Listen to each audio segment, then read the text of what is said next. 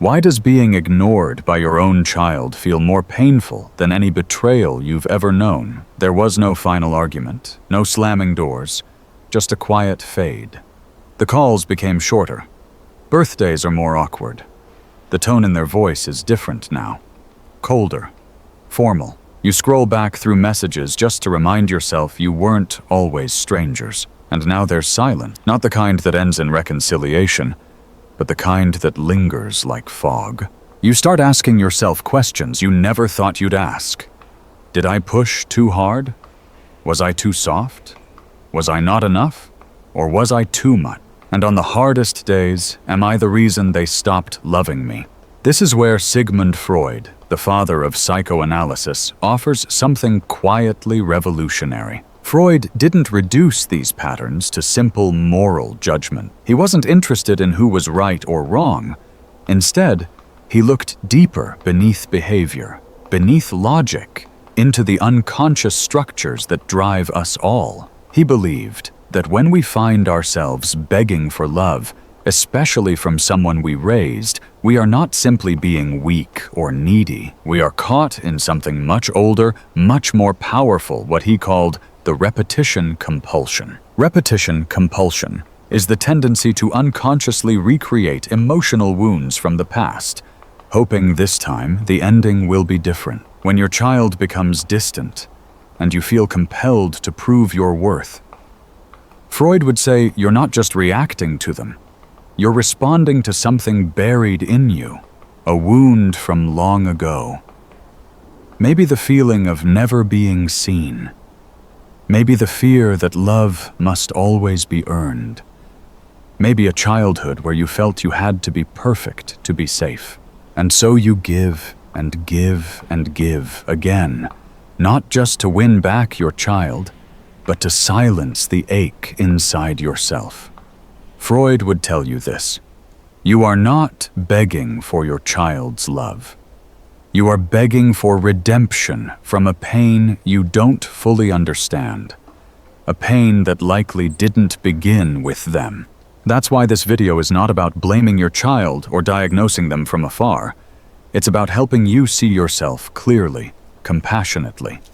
Because once you understand what's really going on, you can begin to step out of the emotional loop that keeps shrinking you. You can begin to reclaim your dignity, not by changing them, but by recognizing you were never meant to beg in the first place. Love, real love, does not require begging. It never has. Why does your adult child's silence hurt so much?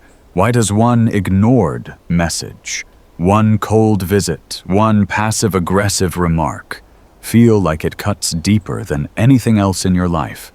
Sigmund Freud believed it's because this pain doesn't just live in the present, it pulls on threads woven long ago. It's not just about your child's behavior, it's about what that behavior awakens inside of you. What feels like simple rejection is often a web of unconscious forces: guilt projection, emotional repetition, and identity collapse. Freud didn't blame parents or children. He uncovered the architecture beneath their suffering, and that's exactly what we'll explore now. Transference is when someone unconsciously redirects feelings from the past onto someone in the present. Your adult child may be responding to wounds that have little to do with you, but they're placing those feelings on you, as if you were the source. You may have been a caring, even self-sacrificing parent, but if your child grew up with internal conflict, unresolved anger, confusion, or feelings of emotional abandonment, they may now treat you as a symbol of all that pain. They don't see you clearly. They see you through the lens of their own inner wounds. Freud saw this often in therapy. A patient would react to the therapist not based on the therapist's actions, but based on a deep emotional script from childhood. The same happens here. You become the target not of your child's present-day thoughts, but of their past's unspoken feelings. And unless this is seen clearly, you may internalize the blame for something you never actually caused.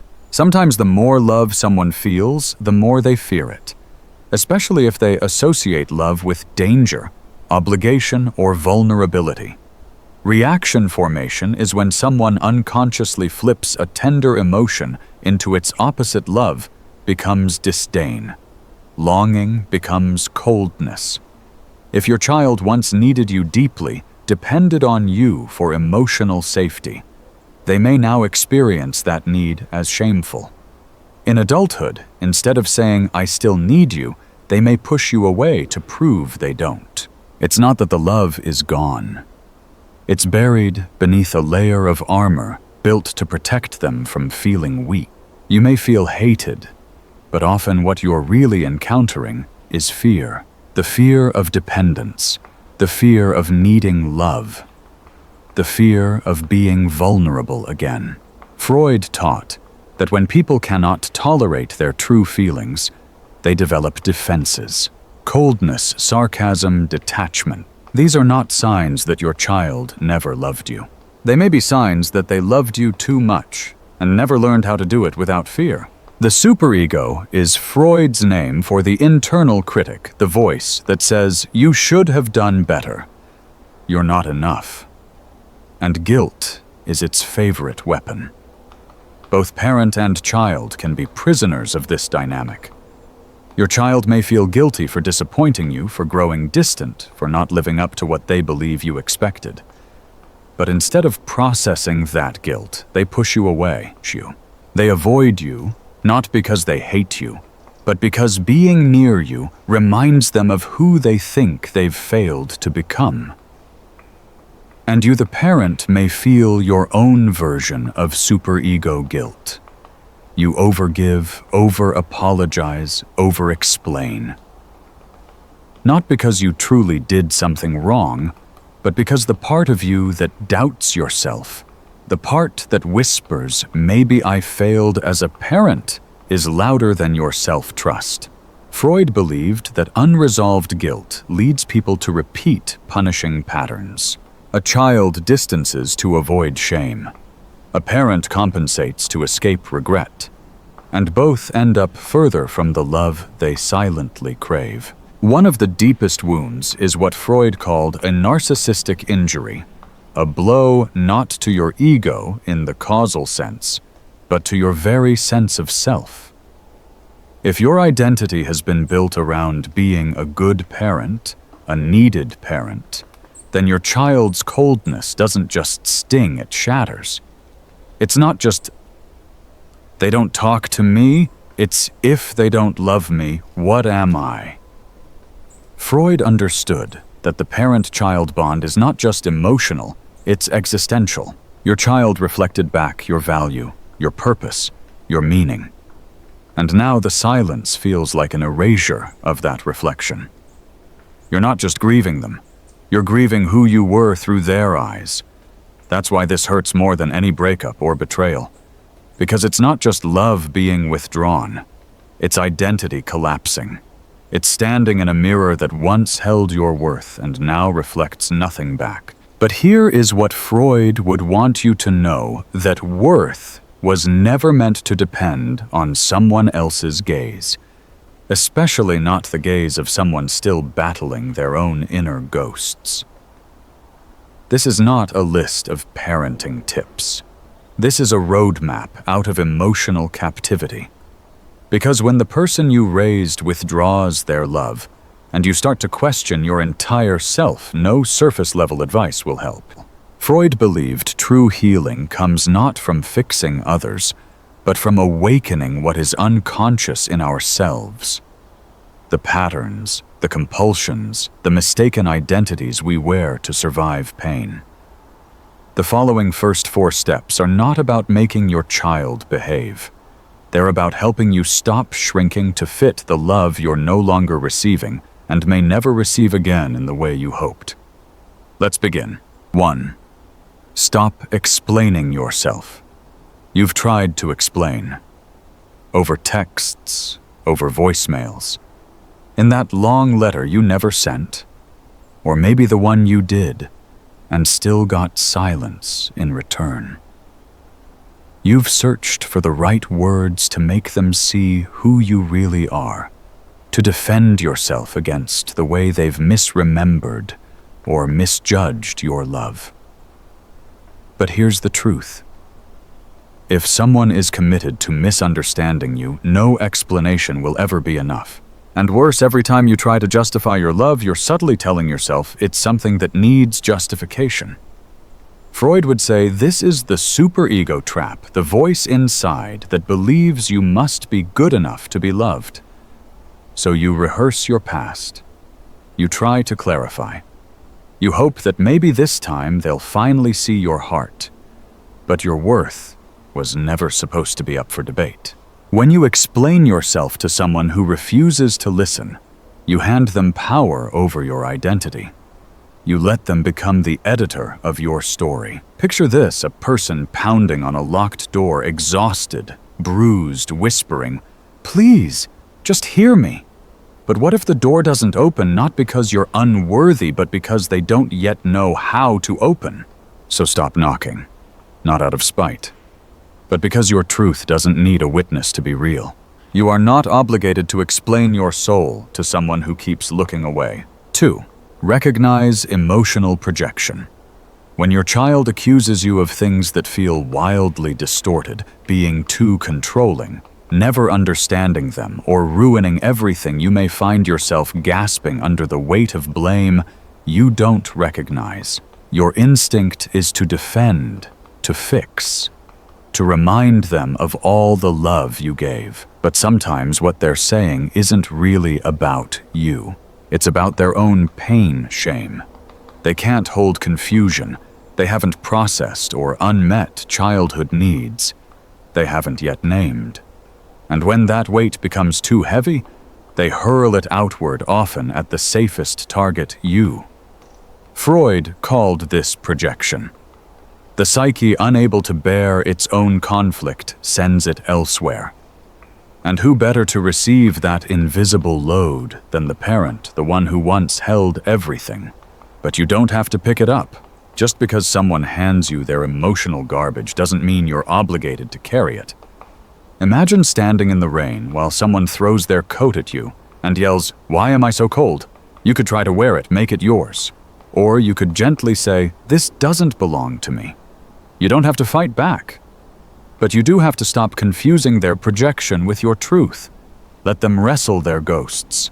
Yours are enough. 3. Detach from the fantasy of one day. They'll realize. There's a secret hope many parents carry in silence, the fantasy of the future apology. One day, they'll understand. One day, they'll realize what you gave up for them. One day, they'll say, "I'm sorry. You were right. You were good." This fantasy is warm. It gives you something to hold when the silence gets too loud. But it's also a prison because it keeps you suspended in a waiting room where your worth depends on someone else's awakening. Freud would see this as part of the repetition compulsion, the unconscious belief that if you just hold on long enough, this story, this pattern will finally have a happy ending. But here's the brutal grace: maybe it won't. Maybe your child will never say the words you need. And maybe that doesn't have to mean your story ends in sorrow. Letting go of the fantasy is not giving up. It's grieving what may never be so that you can begin living again. It's saying, "I release the version of you I needed so I can honor the version of me that's still alive." Grief is not a betrayal of hope. It's the soil from which real hope grows. Part 4. Withdraw with dignity, not bitterness. When you've been hurt, the temptation is to retreat in anger, to slam the door, to block the number, to mutter, "Fine, if they don't care, I won't either." But that's not freedom.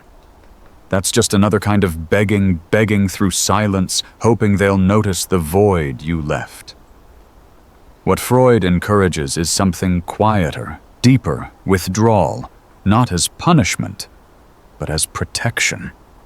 You can step back without rage. You can create space not to hurt them, but to heal yourself. Dignified withdrawal sounds like this: "I love you. I always will. but I can't keep bleeding myself to prove it. It looks like less texting, fewer explanations, more attention turned inward toward your breath, your body, your present life. Imagine standing on a shoreline. The waves pull back, and for a moment everything feels empty. But only when the tide recedes does the ocean remember its depth. You don't have to disappear, but you also don't have to stand there with open arms waiting forever. Withdraw not with bitterness, but with clarity, with love that no longer begs. The most painful part of emotional rejection isn't always the absence of love. It's the confusion about what to do with the love that still lives inside you. You don't want to shut down, but you also can't keep breaking open. You want to stay connected, but not at the price of your self-worth. Freud understood this paradox. Love doesn't die when it's not returned, but it must evolve from something that pleads to something that protects. These next 3 steps aren't about closing your heart. They're about giving it a home again inside your own chest. 5. Stop over-giving. It is not love. It's self-erasure. When a child grows cold, many parents instinctively respond by giving more support, more money, more chances. You may buy them things you can't afford, offer help that's never acknowledged, or keep saying yes just to maintain the thinnest thread of connection. But here's what Freud would ask: is this really love? Or is it the fear of being discarded, disguised as generosity? Freud believed that unconscious guilt often drives excessive giving. You may be trying to redeem something not in their eyes, but in your own. You may be bargaining. If I keep giving, maybe they'll finally see I'm good. Maybe they'll come back. But overgiving doesn't build love. It builds resentment in them and in you. Worse, it teaches them that your boundaries don't matter, that your love is endless even when they offer nothing in return. Imagine pouring water into a broken glass. It leaks endlessly. You're left exhausted, dry, wondering why they still feel empty. Real love has a boundary. It says, I am here. I care. But I will not disappear so you can feel whole. You don't need to give more. You need to give from a place of wholeness, not depletion. 6. Build a life beyond the role of parent. One of the hardest truths is this: parenting is not a permanent identity. It is a sacred season. But when the season shifts, and your child no longer needs or wants you in the same way, you are left with a terrifying question: who am I now? Many parents unconsciously build their entire identity around being needed. And when that need is withdrawn, it doesn't just feel like loss. It feels like death. Freud would call this an identity collapse, the unraveling of a role that once anchored your sense of worth. But here's the paradox: only when that role dissolves can your fuller self begin to emerge. You were someone before you were their parent, and you are still someone now. This isn't about abandoning your love, it's about expanding your life. Finding joy, curiosity, connection that isn't filtered through your child's response to you. Maybe it's time to paint again, to travel, to write the book you kept postponing, to meet others who see you as a whole person, not just a caregiver. Picture your life like a tree. Parenthood is one branch. A mighty one, yes. But the tree is more than that, and it doesn't stop growing just because one branch no longer bears fruit.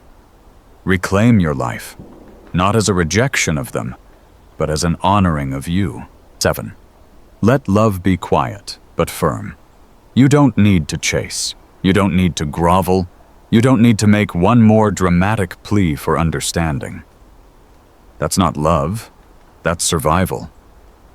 Freud understood that love becomes toxic when it's fused with anxiety, when it becomes a question mark instead of a resting place. But when love is integrated, when it's no longer bound to validation, it becomes something else entirely quiet, strong, and deeply dignified. You can still love your child, even from afar, even without the response you hoped for.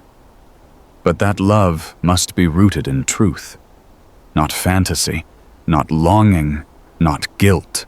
Let your love sound like this: I am here. My door is open, but I will no longer shrink to be let in. Let it look like a candle, not a wildfire. Steady, gentle, unwavering. Let it guide you back to yourself, not toward the threshold of someone who keeps it locked. To love without begging is not to stop loving. It is to stop abandoning yourself in the name of love. You don't have to close your heart. You just have to stop leaving it in someone else's hands. You are not selfish. You are not too much. You are not to blame for everything that broke in someone else's inner world. You are a human being who is loved, who tried, who stayed longer than most would, who forgave more than anyone saw, who gave parts of yourself that you never got back. And now you find yourself grieving not just the relationship, but the version of yourself that was once reflected in your child's eyes, the version that was needed, admired, loved back. That grief is real, and Freud would not tell you to silence it. He would say, look closer. Beneath the pain is the story your unconscious has been trying to finish for years. The need to be seen, to be good enough, to finally be loved without condition.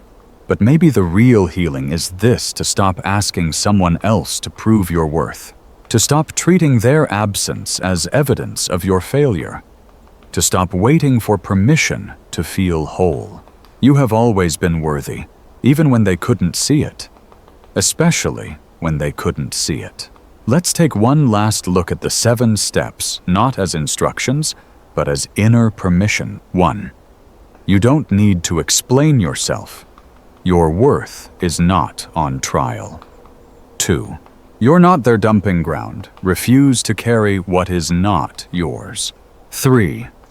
Let go of the fantasy.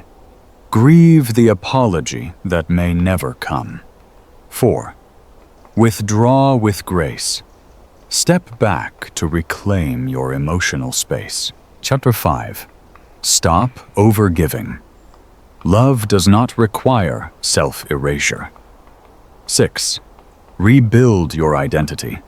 You are more than your role as a parent. 7. Love quietly but firmly. Let love stand, but let dignity lead. These are not quick fixes. They are emotional realignments, the slow turning of your soul back toward its center. You may still ache. You may still hope. But from now on, your peace will not depend on a phone call, a text, or a moment of recognition that may never arrive. Your peace will come from within from the moment you decide, I will love, but I will not beg. I will stay open, but I will not abandon myself. This is what Freud offered: not a solution to family pain, but a deeper freedom, the freedom to stop performing for love, and to start living as if you already deserve it. Because you do. You are not who they say you are. You are who you become when you stop pleading for approval, when you start living as if your soul matters, even in silence, even without applause, even when the people you raised no longer recognize the depth of what you gave. You are still here, breathing, healing, becoming. And that is enough. So have you ever begged for the love you deserved? What helped you finally stand tall again? Share your story in the comments. Not just for yourself, but for the other hearts who are still waiting in the dark. This is Q-Vibe Freudian Daily. And today, Freud doesn't just name your pain. He helps you set it down. You gave them everything. Now give something to yourself. Yourself.